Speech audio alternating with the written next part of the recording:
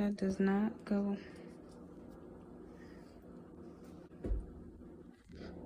Yeah, pants is so far my, what's the name? So need to resubmit the whole thing. So I'll get that done today. yeah. And then Brandy sent an email to our ICCC people again about Darlene, and they sent an email to our bigger people up in Little Rock for them to get some answers for us about Darlene. And I'm going to call Darlene and chat with her to see if anyone has actually been out to her house or not. Okay, that sounds good. Is there anything else y'all need me to hear, or No, I just wanted to see if you had any more questions. Yes, ma'am. Now y'all know I want some quality time with my child now. We couldn't hear what you said. What did you say? I said, yes, ma'am. Y'all know I want some quality time with my child. We both have asked, for us to have more time. And we just trying to figure out, like, how can we do that? Because I feel like, we've been going through the process. I've been doing what y'all asked, and I'm just trying to figure out what's really the holdup. Because we both have asked for it, and we've asked for it multiple times. And I know y'all do have a process, and we really not trying to disturb that. But we really do want more time with each other, whether if we do counseling together, whether if, you can drop him off for, I'll take an hour by myself. If you just want to do that first, you know what I'm saying? Go ahead. Go ahead. No, I completely get that, but just with the concerns with Christian, especially this weekend. What happened? Because what Shelly had discussed with you after the Zoom about how he had nightmares and stuff like that. We just feel that he needs to get maybe a lot more therapy and counseling and kind of figure out what his triggers are in regard to the nightmares and why he acted like that and how he gets like that sometimes. Well, he said that the foster care mom was telling him things.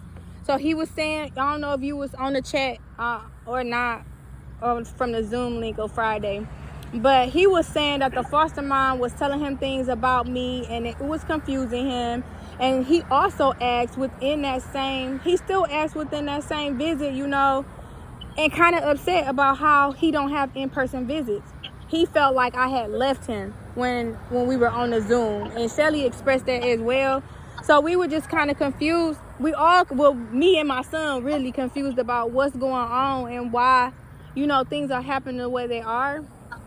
And she tried to just explain to him, the schedule. And I'm glad that you guys were able to switch. But when we're in the visits, I wish I could. I'm not recording to. The cameras are mostly off during the visits, but sometimes when they come in, it first catches him. But you should see his reaction when he comes there and how he transitioned immediately into going into the visit and happy to be there and wanting to be there. And my only concern is in the visit, every time Christian asks about having more time, Shelly would interrupt him. And I don't be feeling it's my place to correct her then, because I don't need nobody else saying, I'm disrespecting them or I'm trying to be rude. But I do feel like it be rude every time. We could be in the middle of playing in the back in a room somewhere. It's cameras there, and she can look on there and see what's going on. But as soon as he asks about coming home, she'll come right to the back and be like, nah, Christian, nah. And I just feel like that's not right. And I feel like, that does something to him and making him feel like he can't come home because his mama can't tell him or reassure him certain things. And I'm just wondering if y'all can talk to her about that. And maybe, if, nobody's trying to coerce him, he's expressing how he truly feels. Wait. Laura, I missed some of what you said, but are you saying that the foster mother is interfering with your Zoom call?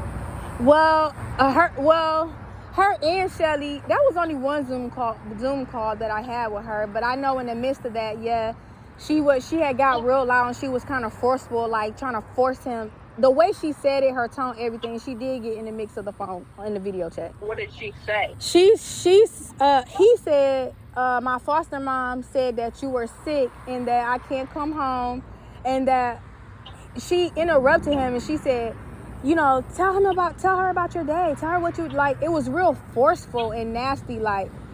But I didn't say anything. I just kept going on with the video chat. It was just a lot of things. And then when Christian asked about in-person visits again, you know, Shelly interrupted me, and I didn't have time to really take in what he was saying and respond to him. I don't get to do that on video chats, which I understood why she said, okay, maybe Zoom not a good idea. So I didn't complain about that. My only concern is, you know, when do I have the opportunity to have time alone with my child? I mean, there's cameras there. Anybody want to, you know, continue to tap in, get the password, look on, and see what's going on? I don't have a problem with that. Right. Lauren, you never told us that there were cameras in your house. Man, what do you mean? Well, you know my bike was stolen now. So I had to get cameras because, huh? Yes, you did tell me that your bike was stolen. Yes. So I had to get cameras just in case, you know, when I go to work, somebody try to break in, I try to see what's going on. So that's what the cameras were for. Right. So, I mean, I had to do that.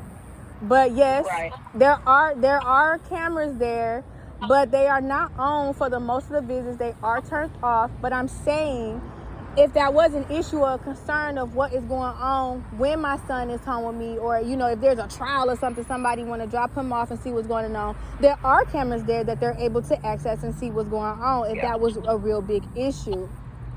Right. And whenever you're, because I know I've only done one visit, obviously, at your house. Yeah. And, you know, for the most part, y'all did play in the back. Yeah. Room, besides, you know, whenever he came in there and wanted to play Legos behind the couch and whatnot. And obviously, I wasn't in y'all's business. Yeah. And I just sat there and minded my own. And so, which obviously I'm sure you just don't want somebody else in your house, and I get that. But is that the only thing? Is just you don't want someone else? No, that's not even, no ma'am, that's not the thing at all. I think that I just having time alone, like, you know, I've had my son, you know, since he's been born. And for him, you know, unfortunately, the situation being taken away so abruptly, and then only having, you know, one day with 4 hours, that was real traumatic for me, and it's real traumatic for him. And I think it just would show progress that, you know, I can be alone with my child for one, and that, you know, I can be trusted to do so, and that he knows that I can take care of him and protect him as well. And I thought that was just a step in that direction that we was doing. I thought that was what was relayed in the courtroom. So that's why I'm so adamant about that, because that's my baby. That's my only child. And I want to spend time with him. I want to do things with him. And I want to, you know, communicate with him in a different way, a better way, without somebody, you know, I guess interrupting every 20 seconds every time he asks certain questions that they don't feel comfortable. And like I said, there are cameras there. You know, if somebody needs to look in, tap in, go back, press replay, they are there for that. Okay. So, Lauren, the only time I check on you guys is if he cries or if a tone is raised. Yeah, I understand. I respect that, but the thing is, as far as the tone, I gotta learn how to, you know, process how he is from this experience now. So that's why I don't get on him when he raising his tone or when he crying or something like that. I don't, you know, get on him about that. I know what disrespect look like. I'm not gonna let him run over me, and I not him. But I mean, I think we should be able to learn each other, given that all this stuff has happened. And I really would like to step in that direction. Right. And that's a plan, but we've got to take the small steps at a time. We can't just go from completely monitored to weekend visits. She said, right. She said, you know, he would be dropped off for the first couple of, you know, visits for a couple of hours. I didn't ask. I understand spending a night is a step. That's a process. But to have him in my home for at least an hour or two, you know, with just us, you know, chilling, talking, you know, getting back used to, you know, each other. That should have been a given. Like, man, respectfully, I didn't sleep in my car. I didn't been homeless. I didn't stay down here, moved to a state all for this child. I'm not, you know, I ain't going nowhere without him. And I'm not trying to have the law chasing me behind my child and went through all of this. So I'm not about to add some more extra to what I got going on. Right. Well, and, you know, I moved my visits that I have set for Friday Yeah, I appreciate that. to a different day, just for you and Christian, so y'all have that, so that he is not absolutely exhausted the next day for school, Yeah. and so that there's an opportunity to open and expand Right. things. Yeah. It's time. Yeah, but what time is that, y'all? It's about to be almost a year. Like, I should be given that. You said, huh? I don't have control over that. Right. That's why I'm talking to Savannah and hopefully Brandy over there looking in. I know she probably got her eyebrows raised too. But I'm just saying. Oh. She has another meeting. Oh, okay. Yeah, no. Well, and like I was saying earlier, and it's no fault to you, obviously, about Christian therapy. Yeah. But with the fact that, he has been moved 3 times. Well, Right. This is his third placement.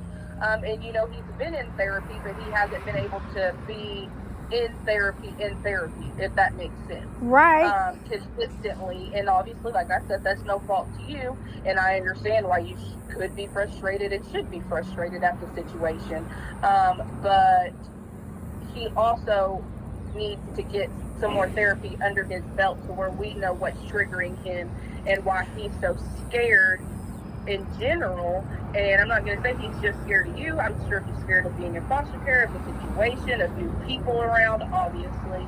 And so I just think that he needs to get some more therapy under his belt before we change him up even more. It's a lot of change. Yes, this is a lot of change for him. It's a lot of change for foster. I think he's scared for the foster aspect, but he has told y'all multiple. All I'm going to say is I understand what you're saying, but he told y'all out of his own mouth with no coercion, when nobody asked him, he said, "Mommy, I want more time. Can we have," he asked for 2 days instead of, when he even asked for that, and just instead of, him just being dropped off, he asked us to come see me a second day. He asked it almost every visit. It's coming from him and from me, but I like the fact that it's coming from him. So I mean, yeah, and I think it's, when he tells you things, he tells foster mom things, he tells the person who brings him down here things, he'll tell Shelly different stuff, he'll tell me different stuff, and so, and I think, and he's telling us all different things. Yeah. And so if he's telling you, "Yeah, Mom, I'm ready to come home," but then he's telling so-and-so, like, "Oh, I don't want to go live with her, but I want to visit her, like, we have so much fun together." Like, and you know how that would look to us. yes, Like, I understand that completely. But he's also sick and is going to say different things to different people to get what he wants, if that makes sense. I understand and that. so, and I think the therapy will bring out what he really means. Is there a way? Is there a way that we can do, like, try at some point, I mean, sometime soon, really, where he can be dropped off at least, I don't know, 20 minutes, 30 minutes, an hour, or something like that? I would even, take that, and you guys are, like, I guess, looking in, checking in, we're making sure that we're in front of whatever we need to be in front of so that you can see what's going on. Yeah. And what was I going to say? And, and I get that, and I am sorry that it's like this and that it has went like this. But, I mean, the main concern and the main goal right now is just to get him consistently in his therapy. And, and we can hopefully move towards, dropping him off and whatnot. But in his therapy, like I said, hopefully he can tell us what his trigger, not us, obviously, but his counselor, the things that are triggering him, and if he really is scared or if he's really excited to go back home with you and whatnot, and then we can move forward with that. I mean, I don't know what else. I mean, there's not really much more we can do. We're doing this at your house. Well, when I did it, I didn't sit on top of you. I let y'all go in the house freely. And I don't think I even said one word to y'all until it was time to go. And so, and I mean, I don't know. Or if he asking to come home, I don't think that this should be really based off what he's saying, since you really did say that he's saying a whole bunch of things. I said, I don't think it really should be. It should be based off, his mental state and what he is. So I understand the therapy aspect, but that don't have nothing to do with how his visits actually go and that you see for yourself. Like, the visits speak for himself, how he is for himself, and because he is a 6-year-old, you really can't really go off what a small child is saying. That's the reason for parents and adults to make the decisions for them. So because my visits have spoken for himself, my process of what I have doing for y'all told me to do has spoken for themselves, I am warranted those unmonitored visits. And I know, Vicky, I asked you for it. You said that we would discuss it in court. I've done all that y'all done asked, and I mean, I guess we just have to discuss it in court because I've done everything you asked. My child has asked it, and maybe he's confused because the foster parent is telling him you can't go back home and that your mama is sick. I would understand why he would say that he said and why he responded the way he did on Friday. He said it out his own mouth that the foster mom told him that. So, and Shirley heard it herself. So, and I'm not gonna discredit whatever he's saying. Just like y'all believe what he's saying, I'm gonna believe what he's saying on that video chat, how he said it. So I guess we can just really. Lord, no, I understand what you're saying. I'll tell you that listening to everything that occurred lately, Yeah. and somehow I didn't realize about him being moved twice as opposed to once. Yes. And his therapy being messed up. So essentially, he didn't get therapy this summer, and his therapy's just about to start up. What I will tell you is that normally the judge is going to want the therapist to have had an opportunity to talk to him and see if he feels okay with unsupervised visits or extended visits with you before the court will grant it. So I think we really need him to get his therapy started back and give the therapist a time, a little bit of to develop a little rapport with him, and then let us know, if he okay with it. Oh, okay. So how about why we can't bring my son to court so the judge can't ask my child for himself? Oh, we don't.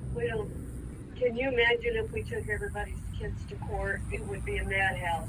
I mean, it's been a process. It's been 7 months. I'm in a state where, I mean, this process has been, I don't know. I'm just asking. You saying all the questions I'm guessing. I'm trying to think of every possible question I can think of. So. Yeah. I know the judge specifically does not want children under, I think, 12 or 12 to come to court. He specifically would recommend all of us. If that happens, we've had people bring kids different times, and it tends to distress children being involved in the actual court process. They don't really understand it, and it tends to cause more distress than anything. Yeah. But I do agree that I didn't realize his counseling had been that disrupted at all, and we need him back with a counselor, and we need that counselor to be able to address this issue with him, the issue of completely unsupervised and expanded visits. We need that counselor to be able to address that kind of issue with him.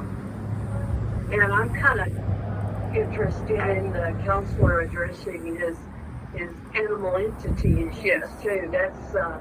That's very concerning. Unusual. Yeah. And I mean, that may just be his way of playing. I don't know.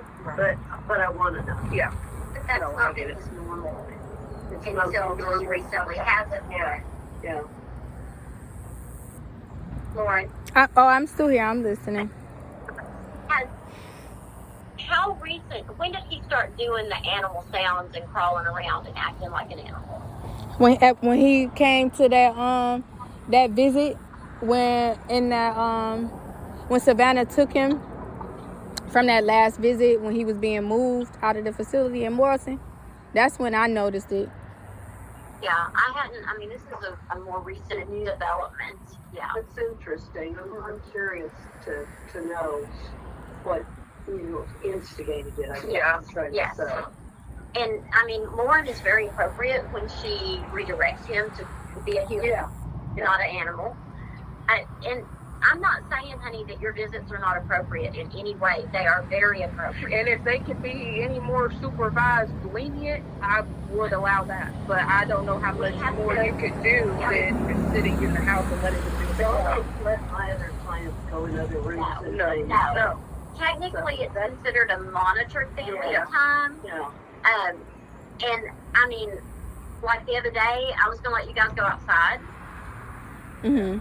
Remember when y'all went out? And I've even done a visit out the park. And y'all I walking set my around. car and let them I visit. mean, that's the type of things we don't do with supervised. Those are laws. And so I mean, and I told her when I did her visit, if you want to take them to eat, I'll take y'all to eat. I'll sit way over here. It's not that, y'all. Y'all know y'all know what it would do for a child to feel like that he can be alone with his mom because he feel like that he not coming home.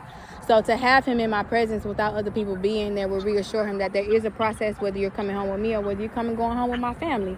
So it just reassure him that the process is happening the way it should and that it's not happening the way somebody else is telling him when he leave my house. Right. That's the problem. Well, Lauren, I think maybe, I get it that you want to reassure him that he's coming home, but maybe we shouldn't focus on that as much during our visits. That's the whole process. What do you mean? That's the whole worry.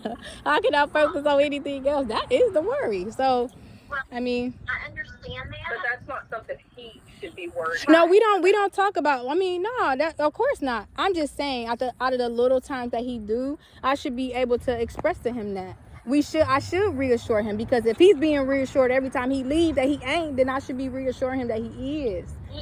Well, and I don't know who's reassuring him that The foster parent. And we can address that with them and remind them that they don't need to be doing that. Yeah. If that's going on.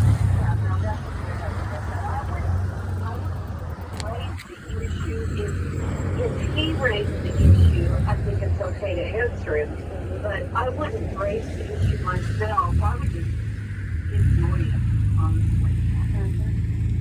I saw a picture of him today. He is gorgeous, Lord. I showed her his fishing video. Oh, okay. Yeah, he looked like he had some fun. Yeah, he's too cute. He is gorgeous. He is precious. Precious little guy. But It yeah, would Thank want you. nothing more for him and you to be home with your mom. Okay. That's what we want. So, is there anything else we need to talk about? No, I guess we just address it in front of the judge. I'm not really getting nowhere over here. Like, I don't mind sitting in front of the judge. You do have Friday off, right? No, I don't, but I will take off. Okay. From now on, it will be on Friday. No problem. I can do that. That way it makes it easier for your schedule as well to be able to get it set up. I can do that. All right, well, Shelley, I'll see you tomorrow. See you tomorrow after school. Okay, thanks.